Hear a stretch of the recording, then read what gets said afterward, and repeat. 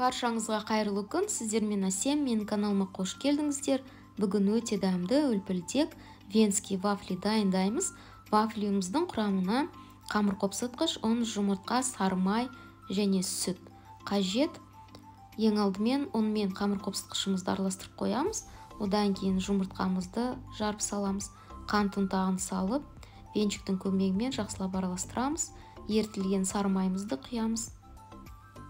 Одан кейін сүтімізді құйып, араластырамыз.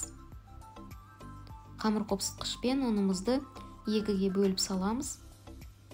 Бір тегіс болып араластырғаннан кейін ұнымыздың екінші бөлігін саламыз. Осылай барлығын араластырамыз. Қамырымыз дайын болды. Вафли пісіретін пешімізді алдын ала қыздырып қоямыз. 2 қасықтан қамырымызды құйып, қызарғанша пісіреміз.